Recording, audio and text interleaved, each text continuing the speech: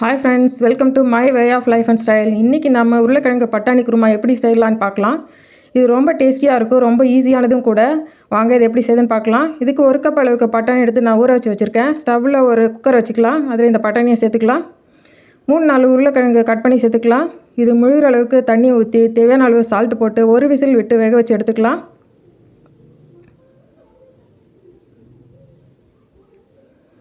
இப்போ இதுக்கு தேவையான மசாலா ரெடி பண்ணிக்கலாம். இதுக்கு ஒரு பேன் வச்சு 1 டேபிள் ஸ்பூன் அளவுக்கு எண்ணெய் விட்டுக்கலாம்.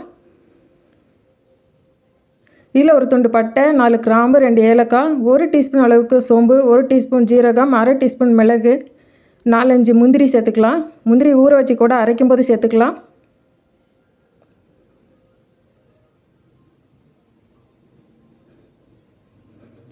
இப்போ கூடவே ஒரு துண்டு இஞ்சி, 4-5 பல் பூண்டு, ஒரு 2 மீடியம் சைஸ் வெங்காயம் கட் பண்ணி சேர்த்துக்கலாம். மீடியம் ஃப்ளேமில் வச்சு இது நல்லா ஃப்ரை பண்ணி எடுத்துக்கலாம்.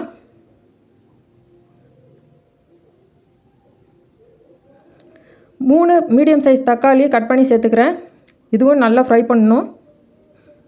2 டேபிள் ஸ்பூன் அளவுக்கு துருவின தேங்காய் சேர்த்துக்கலாம். அவ்வளோதாங்க, இது ஆறட்டும். இப்போ வேக வச்சு வச்சுருக்கிற உருளைக்கிழங்கு எடுத்து தோலை உரித்து வச்சுக்கலாம்.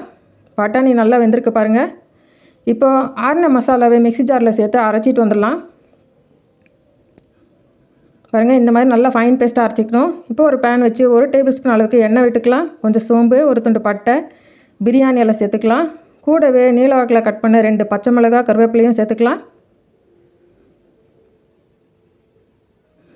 இப்போ 1.5 டேபிள் ஸ்பூன் அளவுக்கு சாம்பார் பொடி, அரை டேபிள் ஸ்பூன் அளவுக்கு மிளகாய் பொடி, 1/4 டேபிள் ஸ்பூன் அளவுக்கு கரம் மசாலாவும் சேர்த்துக்கலாம். அதுவும் எண்ணெயில் நல்லா ஃப்ரை பண்ணிக்கணும். சிம்மில் வச்சுக்கோங்க ஸ்டவ்வை.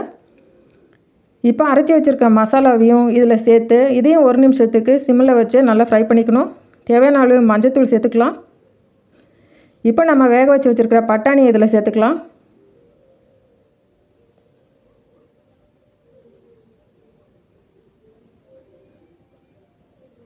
கூடவே தோல் உரித்து கட் பண்ணி வச்சுருக்கிற உருளைக்கிழங்கையும் சேர்த்துக்கலாம்.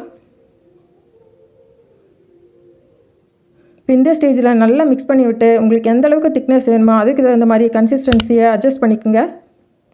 நான் இன்றைக்கி மிக்ஸி ஜார் அலசின தண்ணியை மட்டும் தான் சேர்த்துக்கிறேன்.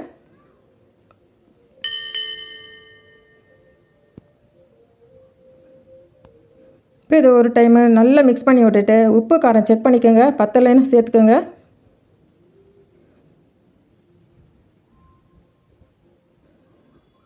இப்போ மூடி போட்டு மீடியம் ஃப்ளேமில் ஒரு 5 நிமிஷத்துக்கு கொதிக்க விட்டுக்கலாம்.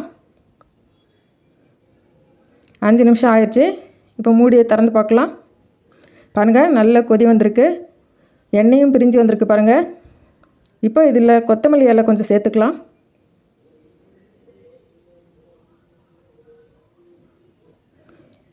கூடவே நான் இதில் ஃபைனல் டச்சாக 1 டேபிள் ஸ்பூன் அளவுக்கு பட்டர் சேர்த்துக்கிறேன். இது நான் வீட்டிலே செஞ்ச பட்டர் தான். இந்த பட்டர் சேர்க்குறப்போ இது டேஸ்ட் நல்லாயிருக்கும், ஸ்மெல்லும் நல்லாயிருக்கும். ரெஸ்டாரண்ட்டில் போய் சாப்பிட்ற அளவுக்கு ஒரு ஃபீல் கிடைக்கும். சப்பாத்தி, பூரி, பரோட்டா, இட்லி, தோசை இதுக்கு எல்லாருக்குமே நல்ல ஒரு காம்பினேஷனாக இருக்கும் இது. நீங்களும் இதை வீட்டில் ட்ரை பண்ணி பாருங்கள். ட்ரை பண்ணி பார்த்துட்டு உங்களோட எக்ஸ்பீரியன்ஸை மறக்காமல் கமெண்ட்டில் சொல்லுங்கள். லைக் பண்ணுங்கள், ஷேர் பண்ணுங்கள், சப்ஸ்கிரைப் பண்ணுங்கள். பக்கத்தில் இருக்க பெல் ஐக்கானை கிளிக் பண்ணி ஆல்ன்ற பட்டனையும் செலக்ட் பண்ணிக்கோங்க.